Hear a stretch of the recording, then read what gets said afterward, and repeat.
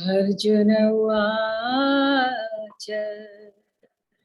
Evam Satata Yuktaye Bhaktastvam Paryupasate Ye Chapyaksharam Avyaktam Tesham Ke Yoga Vittamaha Shri Bhagavanu Vacha Maya Veshavano Yema Nityayukta Upasate Shraddhaya Parayupeta Te me Yuktatama Mataha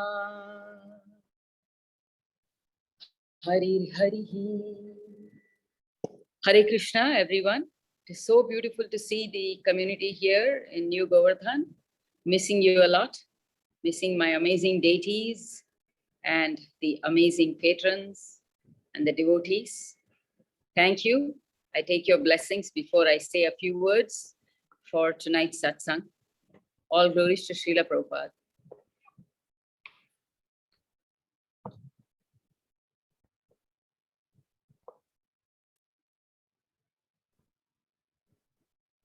So today I would like to speak about the particular segment where Sri Uddhava is speaking to Lord Sri Krishna.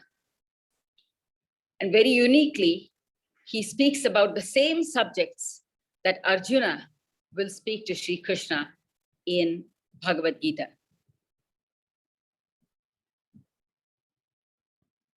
All amazing personalities,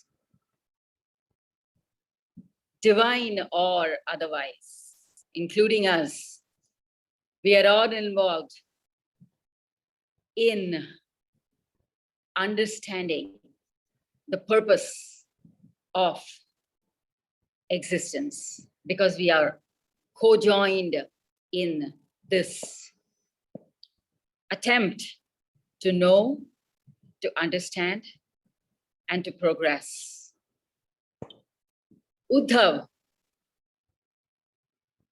is a divine personality. He is related to the very Lord, Sri Krishna.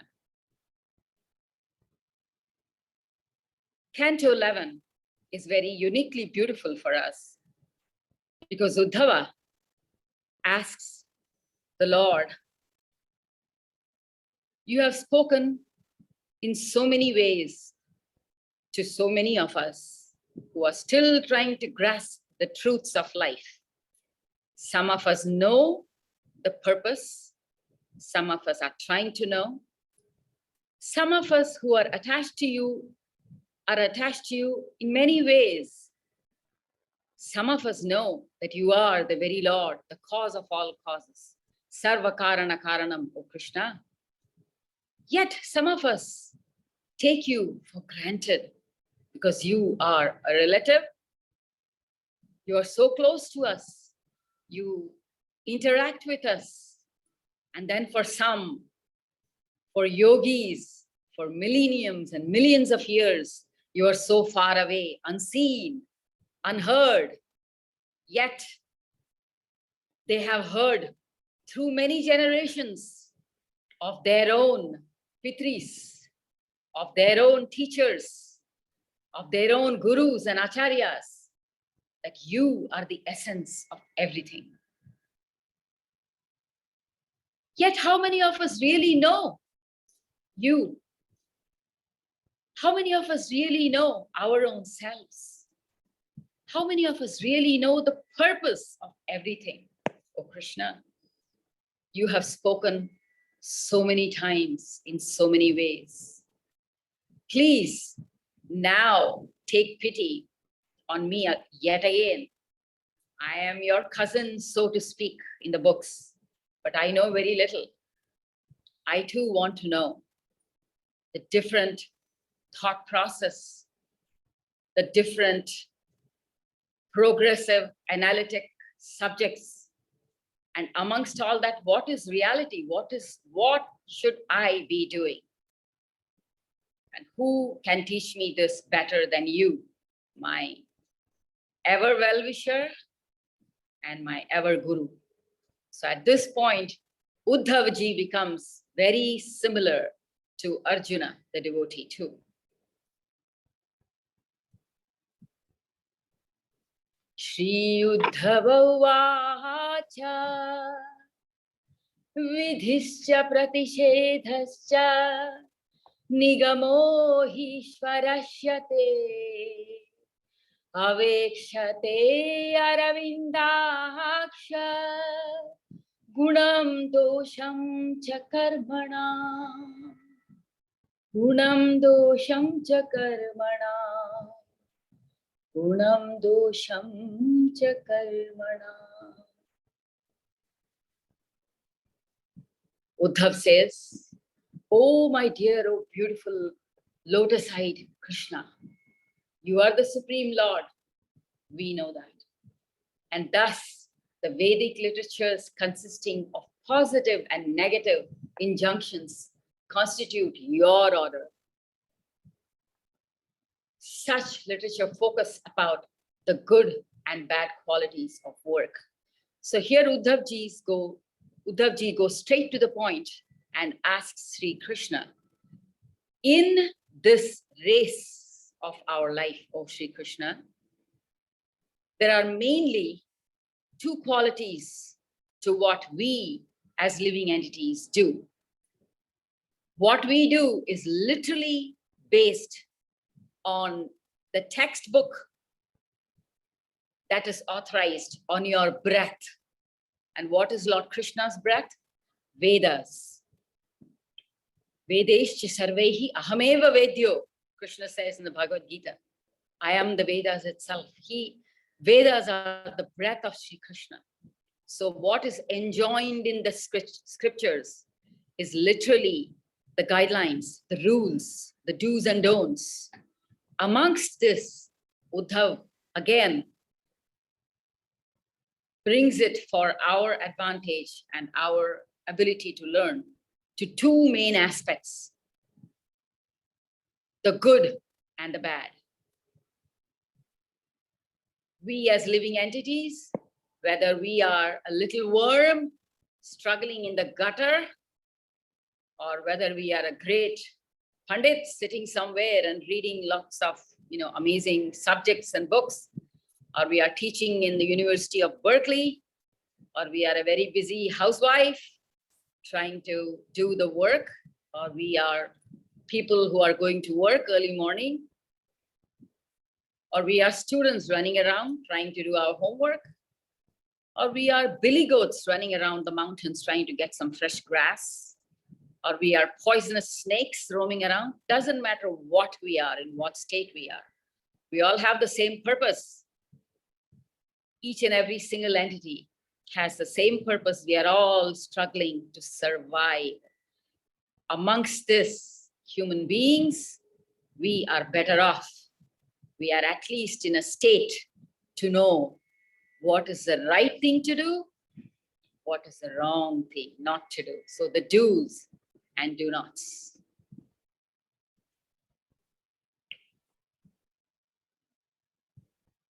Now, Lord Krishna in the Bhagavad Gita speaks about so many different systems of knowing the truth, different systems which are classified under the various yoga systems. We have Karma Yoga, we have Jnana Yoga, we have Dhyana Yoga, then we come to the Bhakti Yoga. There is a progression, very, very serious progression, but it all doesn't start in the same way, because there is a word which is used a lot in the Vedas, arhata, or qualification, capacity, to put it in layman's terms.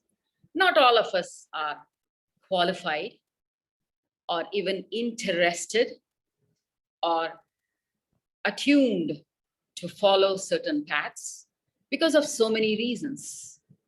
Uddhav says again, because of our propensity to act in certain ways. It may be due to birth, it may be due to the atmosphere that we are raised in, it may be due to the company we keep. As there's a very famous saying in the life insurance, it's the company you keep. So it's a company we keep, what we learn, who we learn with, who are our peers, where we grow up, and more important, our janma, our karmas and karma vasanas. We carry with us our memory pot. The memory pot comes with us at each and every time we take birth. We carry something of the previous samskaras. So that will either lead us in a certain path, or it will deter us and take us to a different path. But one thing is certain, whichever path we go, there are again two classifications: good, bad. The correct path or the incorrect path. Now, what is the correct path? Keeping in mind that the one common element that all living entities, no matter what kind of living entity we are looking for, is happiness. So we all want and we all crave for that happiness, which stays with us for a very long time, not goes away. That brings us again to the next phase. That literally spells out that we will never have that attainment of always being young, always being healthy, always being prosperous and rich, and being in a very conducive atmosphere of learning, of growing, of doing very well, being with the people we love. Because none of these are permanent. Not one of this is permanent. We are never always young. Each and every one of us, we are never really a baby. Then we grow up to be a little kid, then youth, then middle age, and then old age, and then of course death. So none of us are exempt from any of these stages. And each and every stage again progresses to the next stage. And when that life ends, it progresses again to the next life. So within is our journey. And within this journey is the choice that we are given to do either the good or the bad. So these are classified in the different systems of the yoga, or to connect. Bhagavad Gita, therefore, is the ultimate book, ultimate guideline summary for all of us, no matter where we come from. So Uddhav is referring to Krishna's sayings that you have said so many different things. We do karma yoga, we do jnana yoga, we do dhyana yoga, and then we do bhakti yoga. But then you have extolled every single system in its own way. Now, Krishna, I too am not sure which is the right path. So you please take this time to go and explain to me which is the path that I can really focus on. Sri Krishna, if anything, always says the truth as it is, because he himself is truth. So in the Bhagavad Gita too, when Arjuna is in a quandary in the middle of the battlefield, first he is afraid to even start the battle, knowing very well that this is going to either end his life or the life of the people he loves and respects. So there he's caught in the ghora, in the terrible, terrific problem of facing the battle. And there Krishna, Lord Krishna, explains to him that how, as a Kshatriya, it is inevitable that he has to fight. But when Arjuna starts questioning one by one, what am I fighting for? Why am I fighting for this? Krishna goes deep into the different systems of yoga and goes into karma yoga, the karma kanda part of karma yoga, then progresses. So within the different systems of the yoga that we all come to know through the Bhagavad Gita and different scriptures, the human being gets a chance to really focus on what we want to do, we want to achieve. Because ultimately, unless we are really elevated, 99% of all, we are all attached to this material life. So when Lord Krishna speaks about Karma Yoga, it is for our well-being. Do all your duties, he says, doing all the duties, but being aware of the main truth that nothing lasts forever. Yet we are very attached to everything around us. I remember a long time ago in so many of the talks that I have been raised in New Govardhan community, His Holiness Badrinaran Swami nicely used to, with a lot of humor, used to bring in certain aspects of our nature. You know, we go attend a funeral and then come back and watch a football game. Sad though it is, the truth behind that shows that the propensity for us is to always get back to our comfort zone where everything is fine. We have our homes, we have our comfort zone, we have the people we love around us, the food that we crave for, it's there for us to eat. Everything we want is there. Those are the times that we seek. Those are the times in which we are most comfortable. And yes, knowing very well that those times are not really permanent, we make sure that we do what it takes. Yes, going to a temple, offering prayers, doing all the different sacrifices, having all our different satsangs, praying for the well-being, because every single day is a unique day, we all know that. Today I'm alive, that is a major surprise. So in this routine, having the injunctions of Karma Yoga, doing the things in the right time, but yet doing the yajna karyas, practicing our daily rituals with the knowledge that nothing is ours.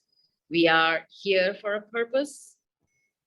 Let us find out what that purpose is. Let us do our daily duties, spiritual, and yet we are very conjoined with our material hankerings.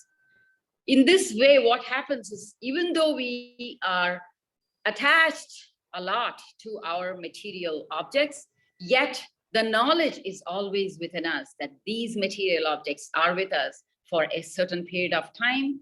We have no idea how long we are going to have it.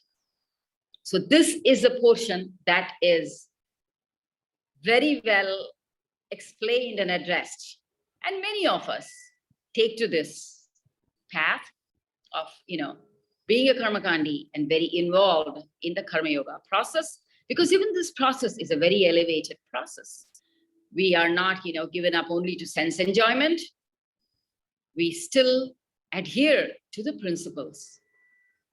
After this, Lord Krishna speaks more and says, once we progress in our thought process as to know this is temporary, let me see what I really should be doing, how I can achieve that permanent happiness,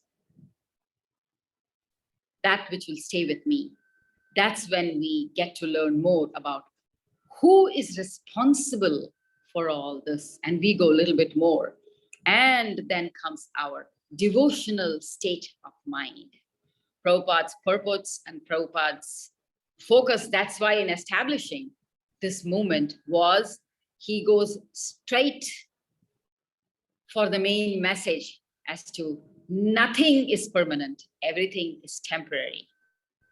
But if we adhere to this formula, and if we know this right at the onset, take this as the truth and pursue that which is permanent, that which stays with us forever.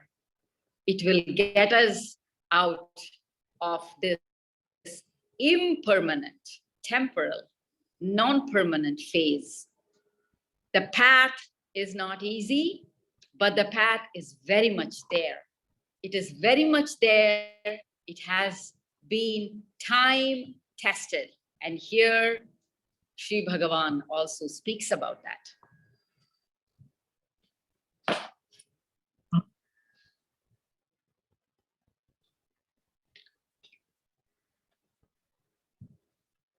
Maya mano yeva nityayukta upasate shraddhaya parayopeta te me yukta tama mataha yet vaksharamanirdesyam avyaktam paryupasate sarvatra gamachintyam cha kutastham achalam dhruvam Sanyam yendriya gramam sarvatra samabuddhayah te prapnuvanti mameva sarvabhuta hite rataha. Sri Krishna distinguishes these different yoga paths and says, Arjuna, once a person falls on that path or road in which he takes to devotion, there are a lot of things which are working for this individual. Because this individual is at the mercy of the Supreme. Krishna says, one who sees me in everything and who sees everything in me, there comes the distinguishing factor for the human being. Because even though we have the propensity to be attached to material sense enjoyment, yet once, and it takes, that once is a very beautiful major factor in all our lives. It can happen at any point, at any time. It can happen in segments, it can happen through years, it can happen through janmas. When we come across the element of bhakti, I know it is a very, very large chapter, which can cover days, months and years of understanding. But being part of a core bhakti group, I'm happy to state certain things, that how when we come, we as ordinary people come in touch with devotees, when we come in touch with someone who's singing a bhajana, with come in touch with somebody who gives us a good purport of either the Srimad Bhagavatam or Bhagavad Gita, there we hear the name of the Lord and his devotees. Even while hearing about the beautiful pastimes of Lord Sri Krishna, in Katha form, we hear the best. We hear the most prolific. Then starts our devotional journey.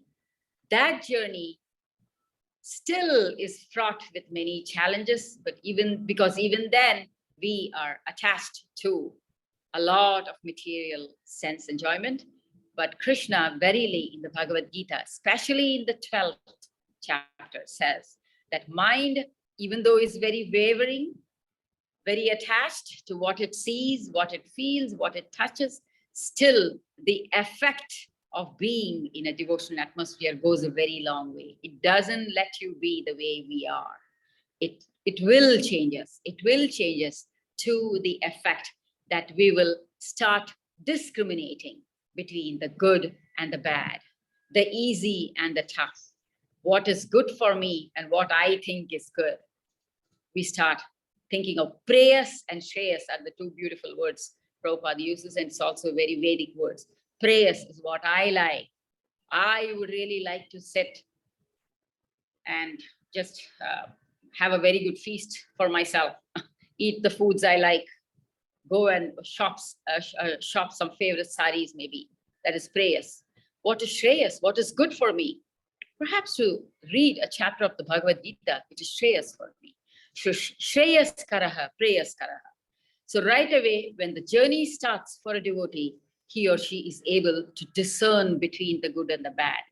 The good being what is good for me in my progression in life.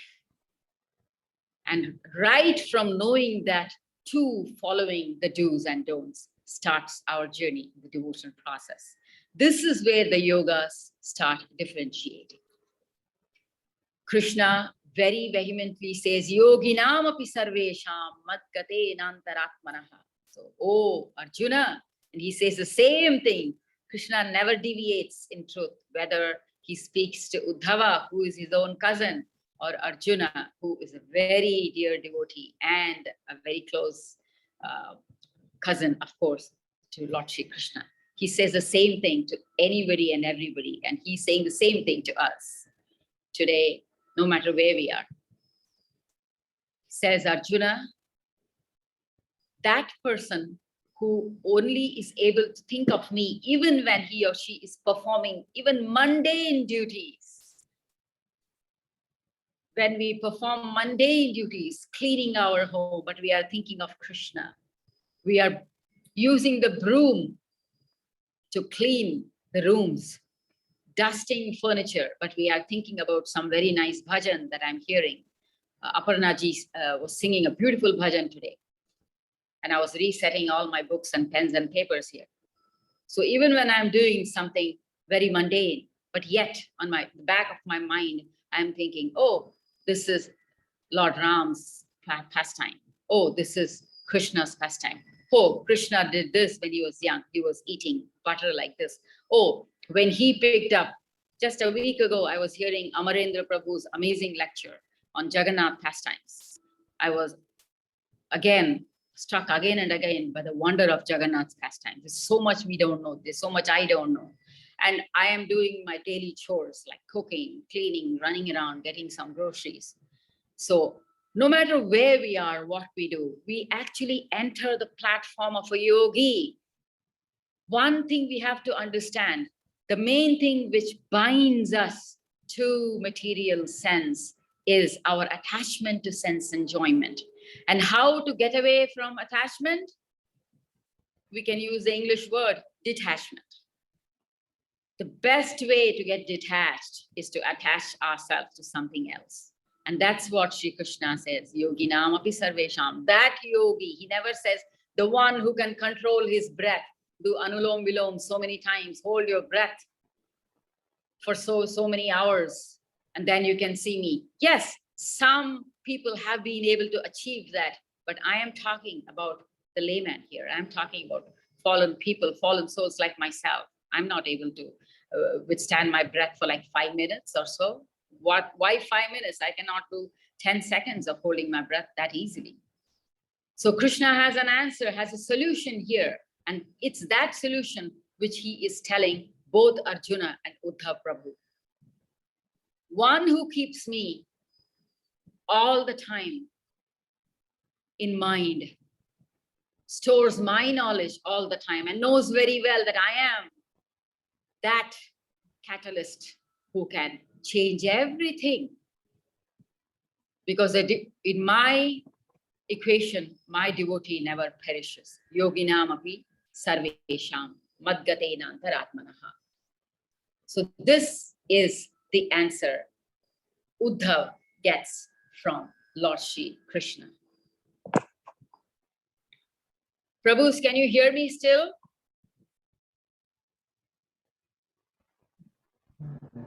Yes, we can hear you. Yeah, we can hear you.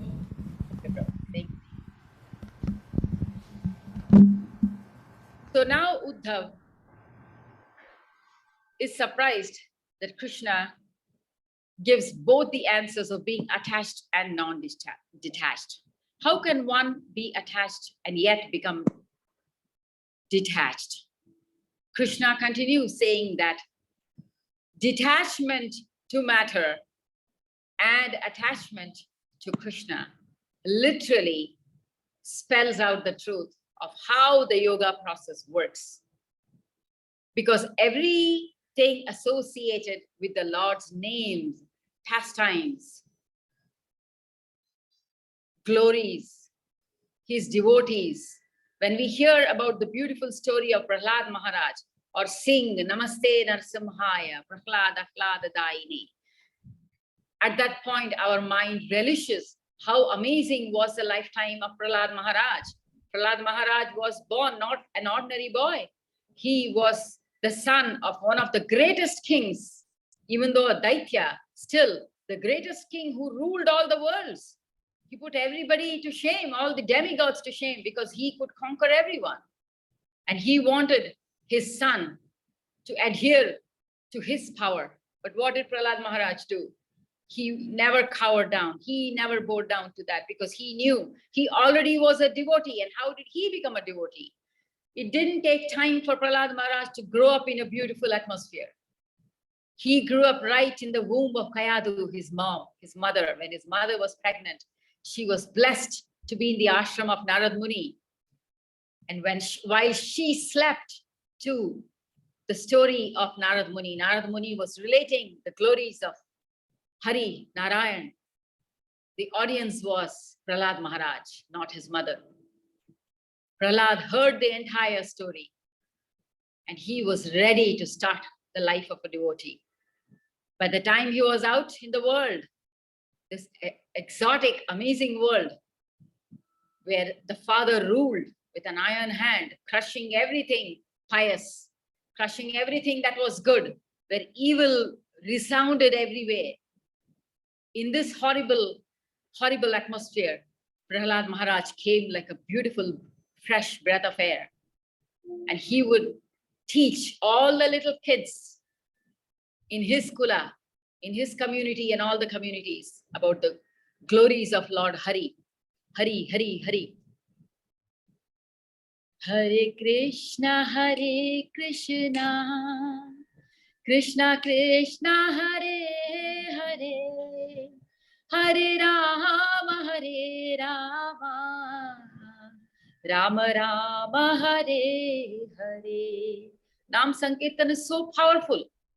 When we take part in Nam Sankirtan, what are we doing? Even if we just repeat what somebody is saying, Shravanam, Kirtanam, our Navavidha Bhakti starts right there. Krishna's name is so powerful. It puts us on the driving seat right there, not on the backside anymore. Our lives become extraordinary. We are so caught up in our day-to-day things, we don't realize when we do something as simple as listen to a bhajan, listening to Krishna's name, Rama's pastime. Somebody is singing. Someone is singing a kirtan, and I'm listening while I'm cooking. I'm not interested in singing myself, but I'm listening to somebody singing a beautiful kirtan. What happens to me right away? The words come into my ears. It enters my system. That is a very powerful tool which has been used in the world. And Srila Prabhupada, due to his magnanimous mercy, he brought it to wherever we were. And today it's all over the place, all over the planet. No matter where we go, resounding Harinam Sankirtan is being done all over. This is a secret. And even Uddhav, the great Uddhav, who is a close relative of Krishna, who is born from an industrious family, who had the best of gurus.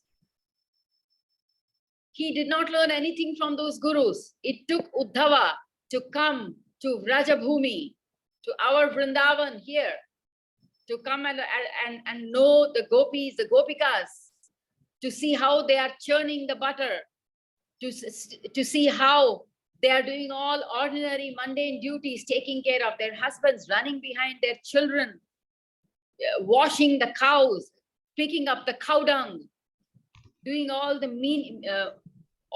duties that we think that, oh, why would I want to clean the cow dung? Why would I want to clean this area, that area? I would rather be in my room. I will clean the altar, no problem. I love to clean the altar and do all the very nice purifying work. But people who do anything and everything, yet in the back of their minds, they're only thinking of Krishna.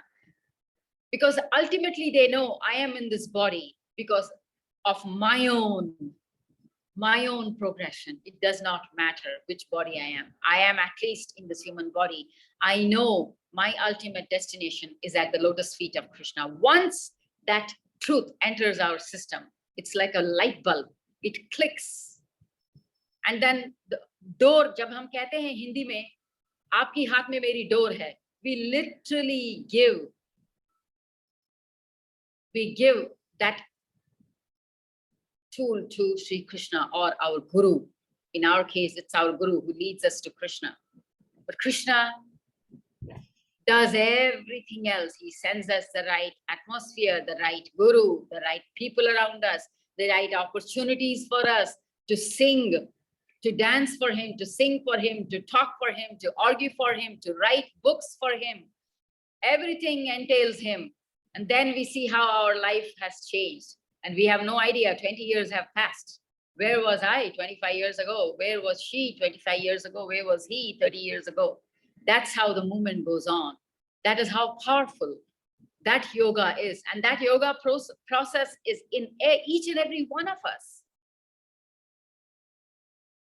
By somebody's blessings, by somehow we got this human birth. I, for one, I'm so blessed and I'm so indebted to all of you sitting there and hearing me out. When you allowed me to preach, I'm actually voicing out and probably telling myself, preaching, you know, I heard another good speaker just last week here who said that I am preaching, not to you, I'm preaching so that I can hear myself say the right things. That's exactly what I am doing now. Thank you so much for that. So Uddhav too hears Lord Krishna saying that one who keeps me in his mind, he is able to discern from all the different yoga systems, because all different yogas, however great they are in achieving, you know, if we want, you know, is as a Mayavadis or the Advaitis or people who say that, oh, I want to become the light of lights and experience everything. We are still not getting Krishna, because one day the light is going to go away, because that power only lasts so many years, so many kulas, so many janmas. Even yogis who have tried to achieve liberation away from everything. Oh, I am on my own now. I'm so amazing.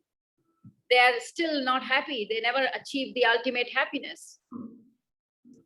While somebody who is doing devotional service to Krishna is enjoying dressing up Krishna. He or she is looking at the murti of Krishna and saying, oh, that particular green garment is not that great today. Today I want to see Radharani in yellow. What kind of an enjoyment is the yogis compared to what the devotee is enjoying? Think about that.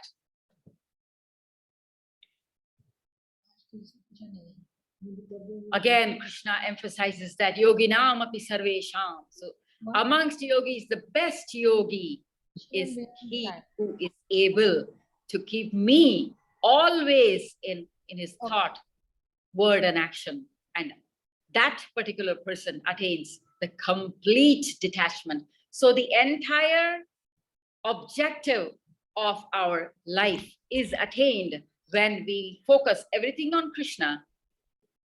Because then whatever we are doing, whether it is doing karma, jnana, dhyana, everything comes under that one umbrella of bhakti. Bhakti yoga is the ultimate path.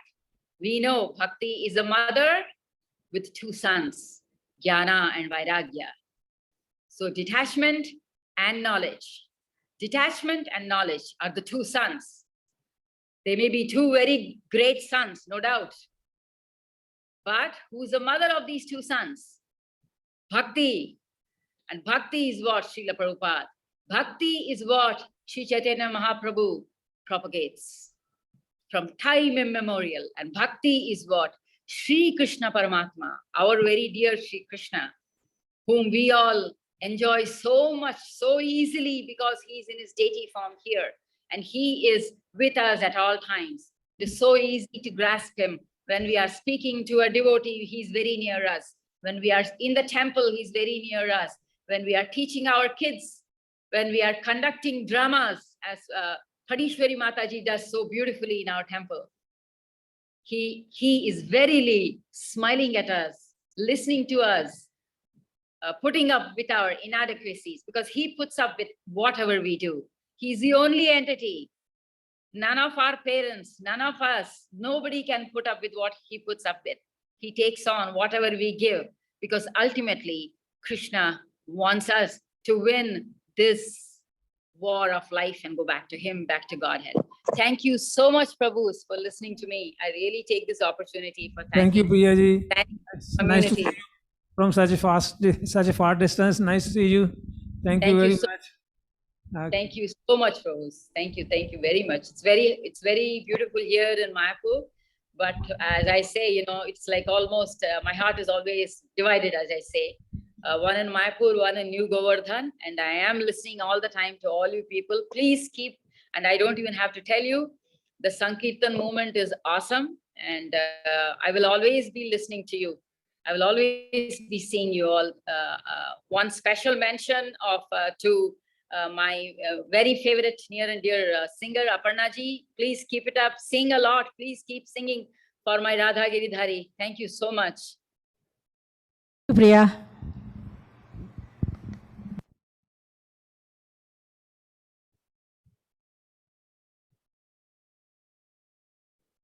Krishna Mataji, we'll end the call and Yes. we'll end the program now. Thank you. Hare Krishna. Hare Krishna. Sarvam Shri Krishna Thank you. Arpanamastu.